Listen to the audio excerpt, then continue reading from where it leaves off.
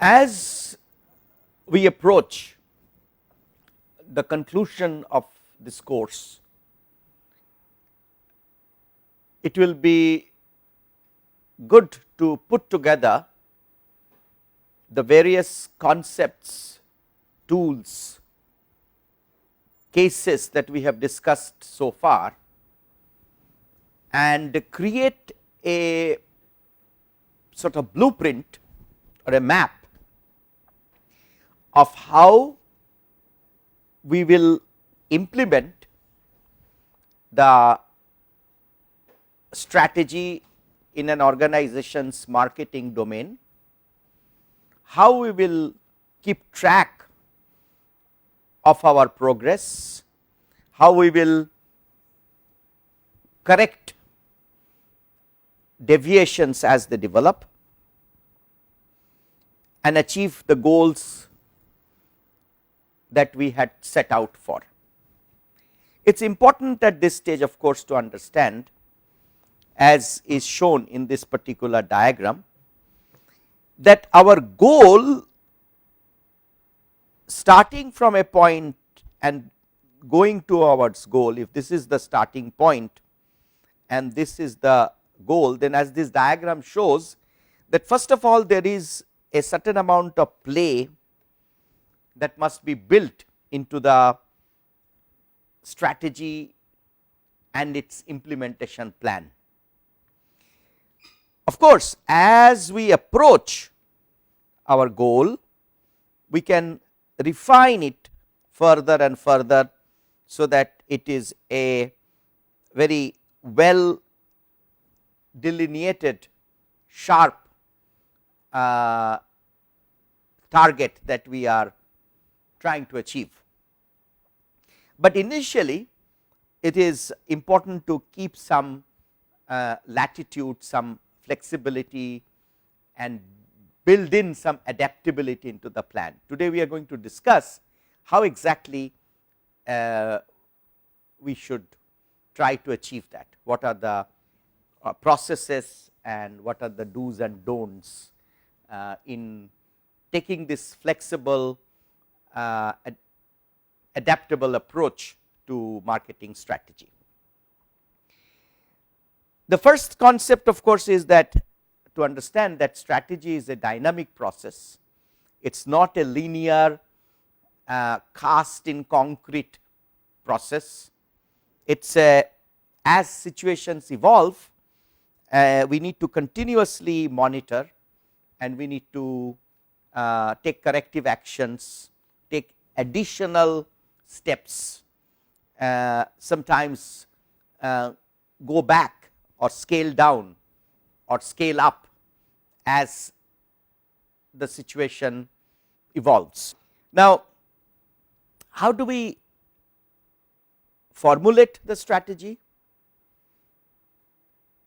We have discussed number of times, but it is important again at this concluding stage to recap that in this course we have introduced 5 or 6 important building blocks which we use always to lay out, explain to others in the company, explain to the market at large our strategic position, to bring everybody within the organization, which is much far more important, and synchronize some of the stakeholders' objectives with respect to what is it that we are trying to achieve. To these building blocks, we can repeat again. One we know is the concept of 3C, which means look at your company, its capabilities, its competencies, resources. Look at your competitors, look at their competencies, their competitive moves and their resources, and look at customers, what they want, what they desire, what are the additional signals that you are getting from the marketplace for enhanced action or corrective action. So, continuous sensing of customers likes, dislikes, delights, because as we have often discussed that ultimately a good test of marketing strategy, its validation is through developing customer advocacy, moving from transactional marketing to relational marketing and achieving customer advocacy. So, 3C, then we know that some of the other, I am not putting them in exact order, it will become clearer how they are to be sequenced. We have discussed the concept of product life cycle. We know that products go through a sort of a S curve.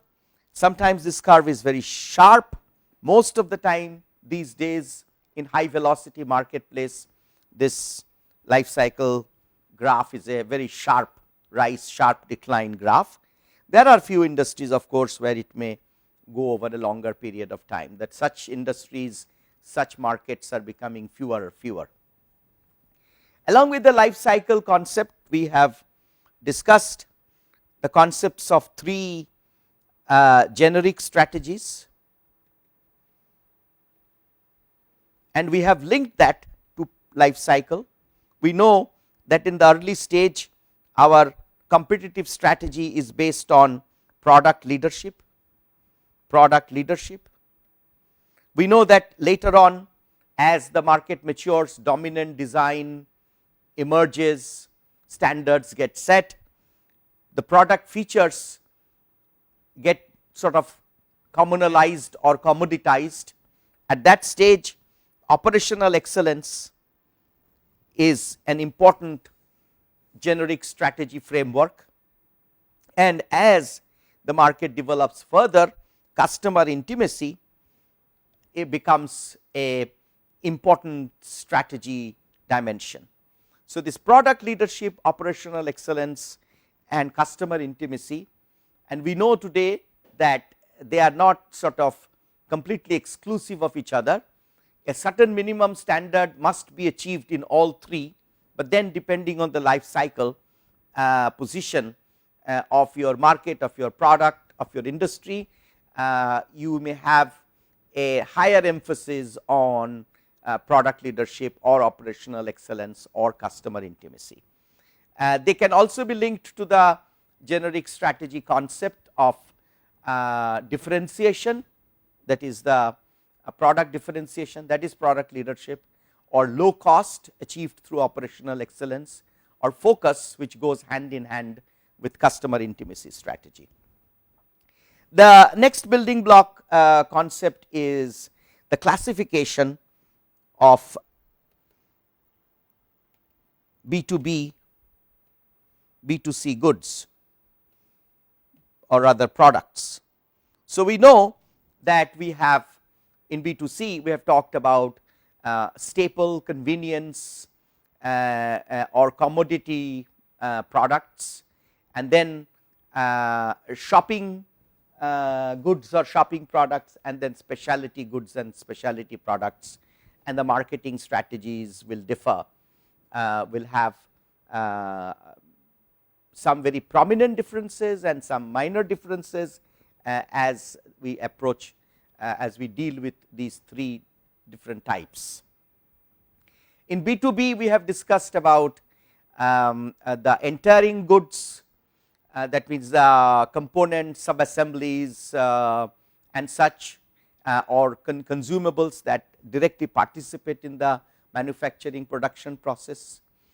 We have discussed about facilitating goods like chairs, tables, computers, electrical, environmental equipment, etc., which do not directly participate in the manufacturing process, but sort of create conducive environment, facilitate better production, better productivity. And then of course, the third type of products and goods are the capital goods or asset, long term asset goods, products and so on. These are machines, these are test equipment, these are ERP systems and other similar high value investment, which are either productive machines or linking networking machines and so on and so forth. Then we have discussed the concept of the Ansoff matrix, that is how existing products and new products can be related to existing market and new market, and how therefore the different strategy formulations can evolve. And then of course, after laying out these, we come to our two important strategic marketing building blocks. One is the segmentation, targeting and positioning, and then of course the marketing mix, which sometimes is called 4 Ps or 6 Ps or whatever. These are those: product, price, place, promotion and so on. We have also discussed that there is a link. These are later stage, these are the deployment building blocks, and they have correlation with the earlier concepts like life cycle or the 3C and so on. For example, obviously your promotion or your resource allocation among the 4 Ps will change according to the life cycle. In the early stage, when the product is not so known, or it is a new entrance, if it is a new product in a new market, or it is even a new product in an existing market, needs the conditions that help better diffusion. We discussed about the Rogers diffusion model, and at that stage obviously trialability becomes important, and so customer education, promotion must attract a high level of attention, as should product features. So product and promotion at that stage become more important than say distribution, which at a later stage however will become far more important, because product features at that stage have all become standardized. So as we see, among the elements of the 4 Ps, the relative allocation of resources, attention, management, time, engagement will evolve with respect to the earlier framework that we have discussed. So let us look at some more discussion on this. This is something, again, this particular framework I have discussed a number of times, that all strategy is about a journey. That means it is going from point A to point B, and I always draw it like this, because we know that neither the point A is a very definitive point, nor the point B is a, so they are both like clouds, and the way to approach them will be often a bit of evolving, dynamic, meandering and continuous correction based approach. So it is like approaching a summit during as we do in mountaineering. You know where you want to go, but as you progress, as we saw in the previous diagram, that initially you have to have latitude, some adaptability, some room for maneuvering, but as you approach towards the goal, then you can make it more sharper, more definitive. Now, how do we know where we are, this point A, right? How do we do that? In marketing strategy terms, we try to do that through, say for example, a Sap analysis. Now this can be thought in terms of an ERP based analysis, but I actually refer to Sap as an analysis of situation, which is derived out of industry analysis, your product life cycle stage analysis and so on. Actors, These are your 3 C's, your own company, your colleagues, your competitors, your customers, and problems, because without a clear understanding of problems, pains, positional alternatives, all that represented by that P of SAP, the determination of our current position will not be complete. Okay. So, first to know where are we. So, this will also depend on analysis of the market, industry, as I said, competition, your own company, and very important, that what is it now and what signals are already coming from the marketplace about new competencies that are required, new features that are required. So, now and new, this is by itself also an important thing that we need to add to this analysis, which will cover the situation, the actors, and the problems and the pains. Now, where do we want to be? This is about the point B, and this again needs to be defined in terms of STP, and also we can look at geographic objectives when we are looking at a global marketing strategy. It can sometimes be demographic, that means looking at certain penetration in the youth segment or achieving certain position in the so called silver market or the senior citizen market, and it can be defined in terms of social objectives, as we have discussed the triple bottom line objective. So, it is not only profit, but also some of this where do we want to go. It can be in terms of the people and planet, that means it can be something to do with the society, something to do with the environment, reduction of carbon emission, creating a more the greener product, more energy efficient product. All that will be part of the, must be integrated with the marketing strategy, because without getting proper market feedback and calibrating your deployment on these without synchronizing with customers needs and desires, you will not be able to sustain any movement towards the planet or people oriented goals. And these differences we have also discussed about when we look at segmentation. It is important to look at issues like recency and frequency,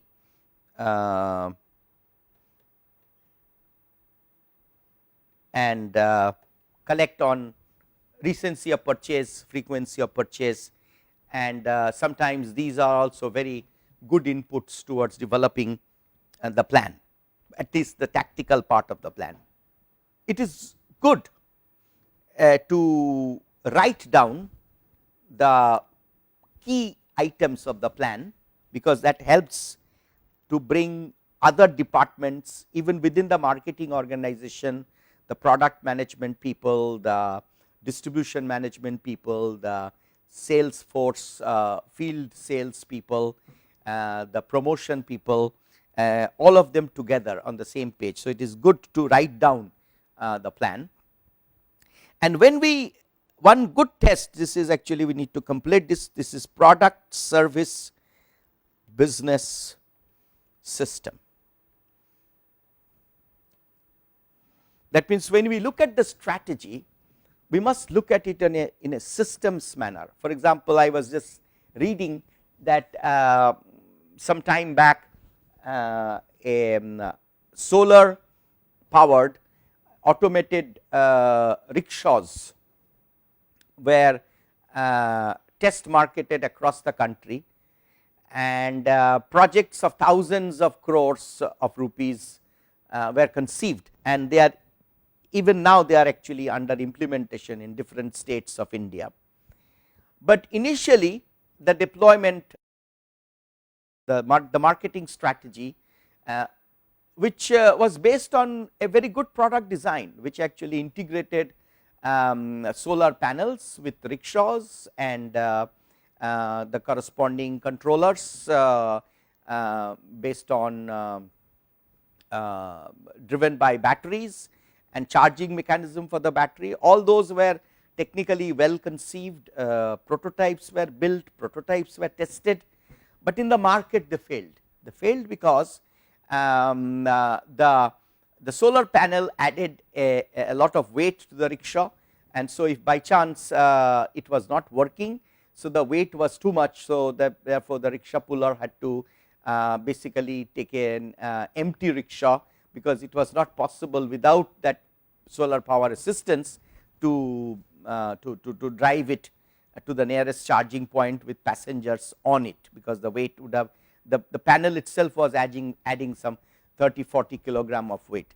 Secondly, the place where the rickshaw pullers usually live, often that kind of security was not available. The solar panels got stolen, and sometimes they got damaged, and so on and so forth. The point here is that before deploying such a new product, though there is a demand for such a product, there is a social need for such a product. So it is a good product at achieving targeting the triple bottom line objective, but instead of thinking of it as a product, if one thought of it as a system and created an infrastructure for charging, so that it was not needed to put all the charging mechanism onto the rickshaw. And so actually if we had just followed the business model of other transport vehicles, that means you have gas stations, petrol stations, or diesel filling points, or even CNG filling points, where you go and refuel, and then you operate for some time, and then you go back and refuel. In the same way here, it could be the battery could be charged, or it could be actually charged during night when the rickshaw was not in operation, or maybe a fully charged battery one could take in the morning and return the discharged battery in the evening, and take another charged battery in the next morning. So, and also this whole charging mechanism could be segregated from individual rickshaws, and could be actually a charging infrastructure created as a network across the city, and thereby the rickshaw could have become more adaptable to the previous model. One of the key points with respect to Rogers diffusion model, which is the backward compatibility issue. So we could have actually therefore made a much better success, and which is now in the new deployment are already being thought about. So if we had thought about this as a product, service and business model together, the strategy would have been far more successful. We have often discussed during this course examples like the success of Apple's iPod, which succeeded not because it was a good MP3 player. There are other MP3 players already available. It succeeded because it thought of iTunes as a service along with iPod as a product, and it also thought about a new business model innovation, where you could buy music one song at a time, or you could actually combine some free downloads with purchased items. It made purchase very easy anytime, anywhere, so you did not have to go to a shop to buy the DVD or the cassette or the CD and so on. So you see, always it is important to think of the marketing strategy as a composite of product, service and business model. Then all the other items that the deployment items, the marketing mix, the price, the place or distribution, the promotion, all these will become a much it will automatically sort of pan out well. And then of course during the deployment we should always have this acid test of when we actually hit the market, that is the what we call the interface with real customers. At that stage, all the time we must be very clear that who are the customers.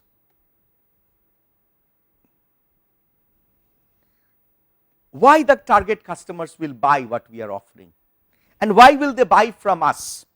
You see, this actually gives the understanding of the need analysis, the earlier points which we have discussed, that based on need analysis you have to develop your alternative as a superior alternative. We discussed, I think, this concept of need analysis, establishing your alternative as a superior alternative, and then of course create the a strong interest in your product, and then the purchase action. So why the target customers will buy this particular product, and why will they buy from us? What is it that we are offering to the customer that is different from other XYZ people, other competitors? And why will they continue to buy? How are we going to not only therefore gain market share, but how are we going to protect the market share or grow on the market share? How are we going to compete against the people who will follow us and who will actually be on our side, who will be in the market at the same time? These are very important points. This is involves certain technical, certain legal, it can be some IP protection oriented strategy, it can be a continuous product enhancement strategy. That means as competitors are trying to catch up with your product A, you already bring in product 2 and product 3 and product 4 and product 5, very well executed strategy, as when we study Intel, starting from there, the whole x86, that is 386, 486, 586, Pentium, dual core, quad core, the entire strategy that they have been deploying for last decades. This is that why will they continue to buy from us. So this retention issue, that why will they continue to buy, this retention issue we have discussed separately as a whole strategy, this whole relationship based strategy, whole creation of networks and ecosystem based strategy, all these we have discussed previously, you must refer back to that. And ultimately how will we achieve this our position across this pyramid, that means go from many transactional marketing interfaces to relational and finally to customer advocacy. How do we achieve that? These are the tactical plan issues which are rather continuous benchmarking, continuous test issues that must be built into the dynamic review of the plan. Product strategy, now we are looking at these 4 P's, so to say. So identify how each product fits the market. This is important, that most times this issue is faced, marketing strategy issues. For example, we are now seeing say companies like Samsonite or companies like VIP, all these luggage manufacturers, they were earlier luggage manufacturer. They are now feeling that the brand position, the customer relation that they have established can allow them to grow revenue, to bring in additional profitability by launching other associated products. So I think Samsonite is going into shoes, VIP has gone into from luggage to almost fashion type of youth oriented accessories like rucksacks, belt bags and side bags and so on. And from there they might also look at getting into casual shoes, or they may decide to get into other items that go with travel.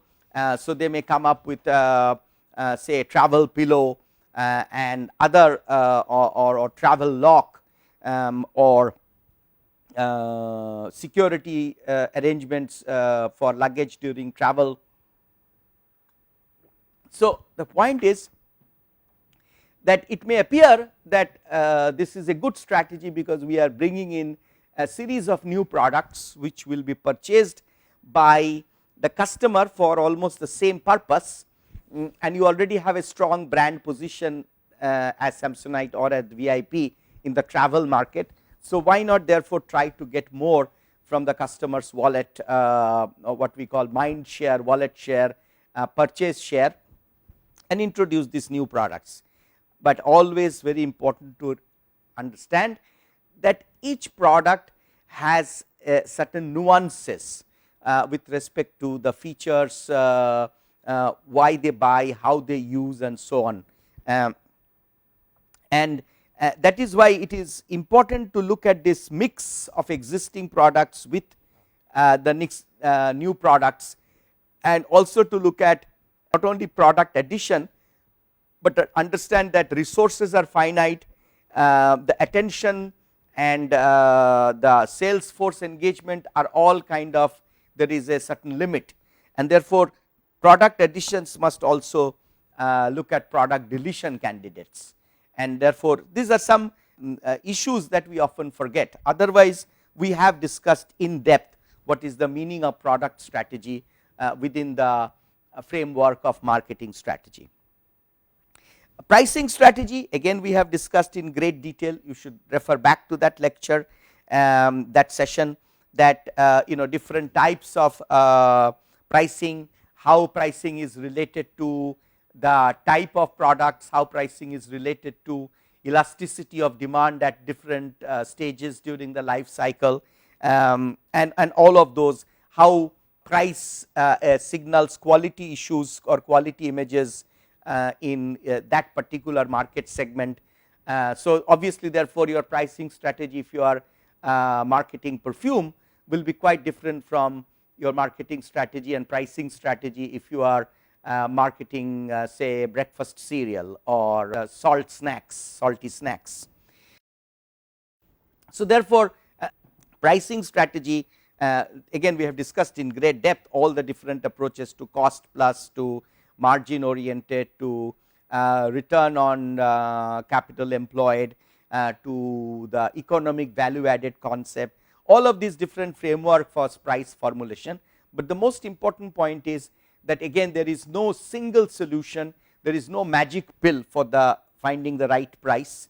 The only important point is that the value that is perceived by the customer minus the price, this must be greater than 0. So therefore the customer must perceive that the solution for which he or she has acquired your product or service, the perceived value benefit exceeds the price that the customer has paid. The next piece will be relating to place. Here we have written distribution. Again we have discussed it in great detail, the whole approach to an integrated approach to marketing promotion.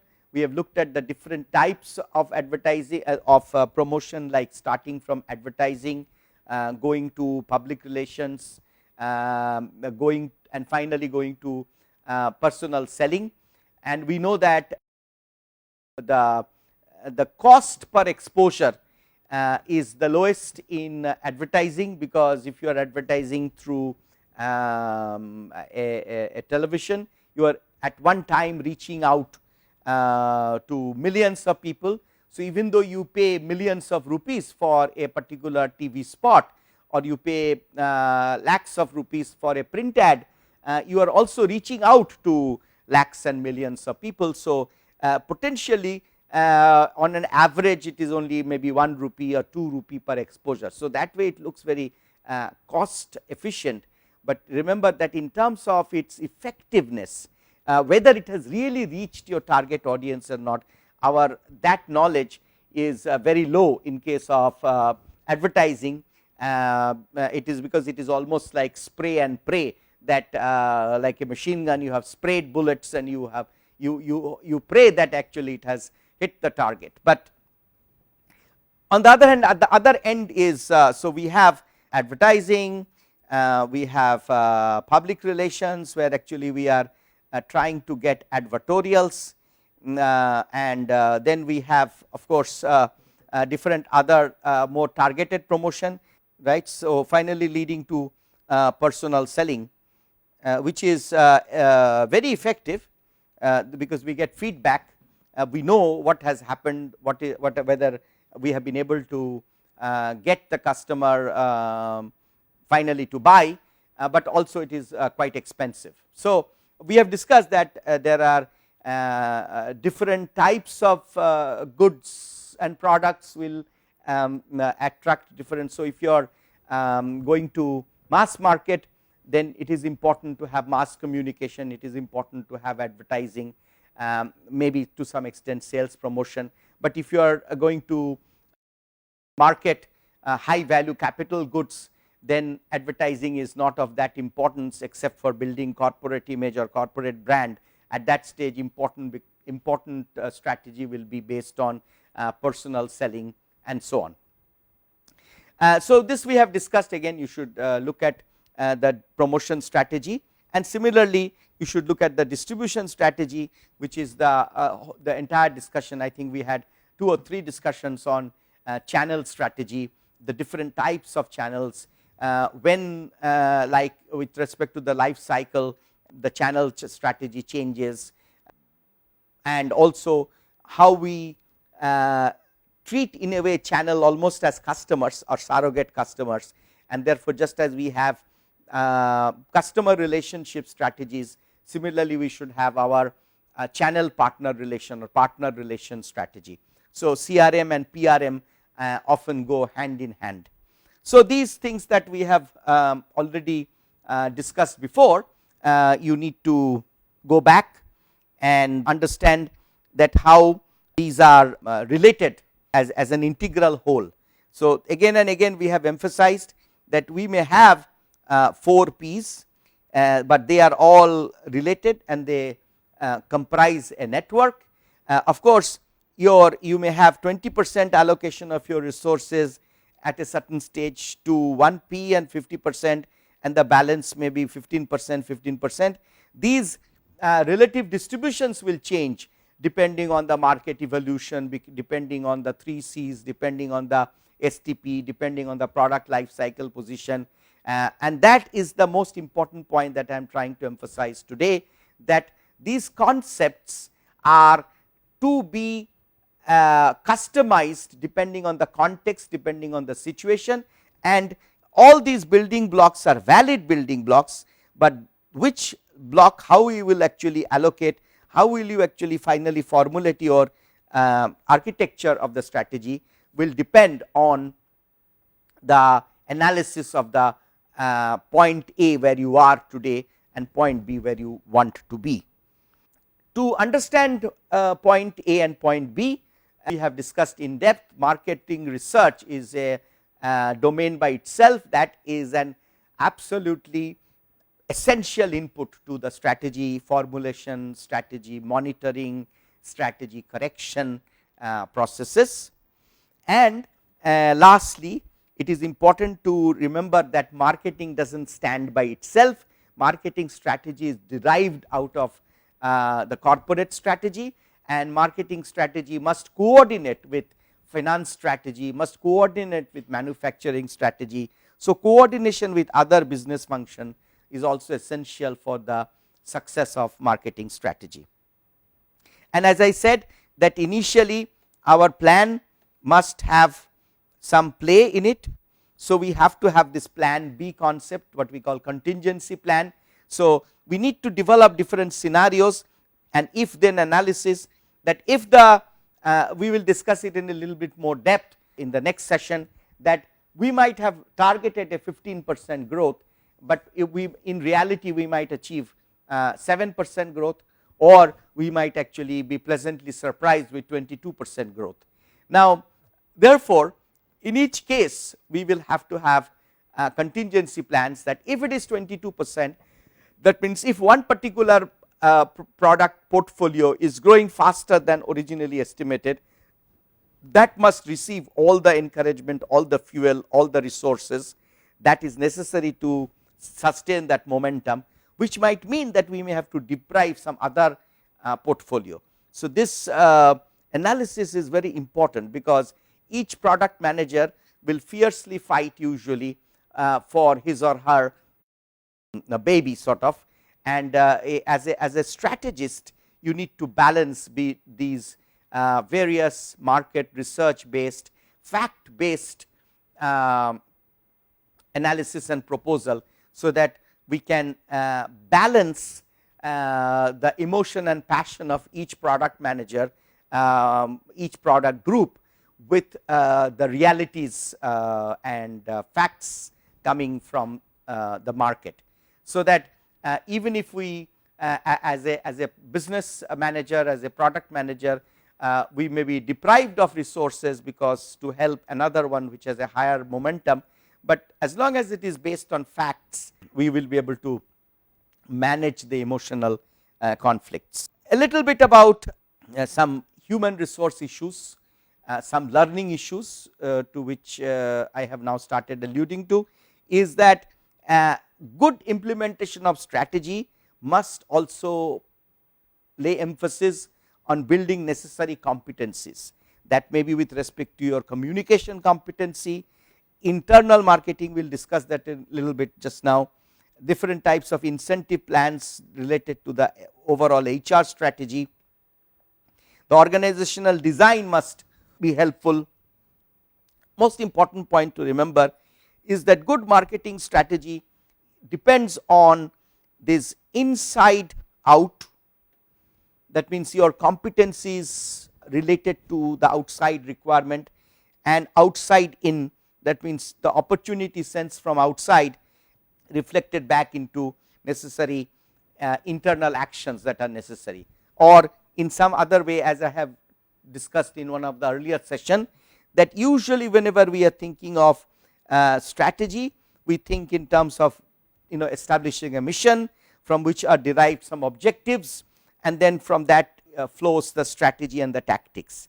But must remember that this view of strategy, which is the most natural and most usual, must be balanced with a COST.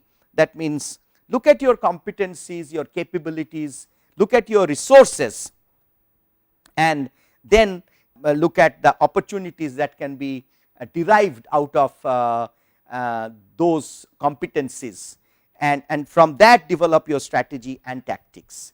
So this position based approach to strategy formulation and implementation, and this resource based approach to strategy formulation and implementation, they are not kind of either or, but as we more and more understand that they are to be treated in a complementary fashion. Sometimes they may create a paradoxical situation, but we must understand that the opportunities that are available outside, sometimes pursuing those may lead us to flying to the sun with wax wings. So we must be therefore able to handle with our competencies, capabilities, the opportunities as they evolve. A very good framework to understand that we are whether we are approaching the strategy implementation in the right manner is this so called balanced scorecard concept. So where we know, so this is the outside, that means what are the customer measures, the market share, profitability, etc., and it must be balanced. So each one of these are, one is outside, one is inside.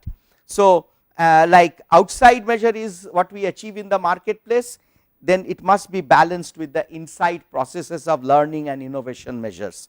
Outside is the financial achievements with respect to return on the asset, return on capital employed, economic value added, MVA, and so on, but it must be balanced with the internal business processes. So again, this is another way of placing a good framework, because this can actually, you can easily find a very detailed implementation plan using this balanced scorecard structure that will tell us how to do this inside out and outside in strategy. I would say therefore that as you find new opportunities, this is another way of presenting some of this, not either or, but a virtuous and strategies. So you have to simultaneously find new opportunities and avoid threats. So earlier people used to say that defender strategy was an alternative to an aggressive strategy, but we now know that more and more you have to at many times manage. For one portfolio you may be a defender, for another portfolio you may be an initiator or an aggressor or a challenger. So, in one case you may be an incumbent, in other case you may be a new entrant, and it is not only with respect to competition, as we discussed before the breakfast cereal case. So, Kellogg is in a matured market in the Western American European market, but when it came into India, it was a complete in a new category, it was a new entrance for it. So, on one side it is actually implementing a good defender strategy, market retention strategy, brand salience strategy. In another case it is actually in an innovator role, in an initiator role, in a new market entrant role. So, many times today therefore, we need to simultaneously manage the defense strategy and the offense strategy in our marketing framework, particularly when as the most markets are becoming more and more globalized, and most strategies therefore are to be thought out in terms of a global rollout.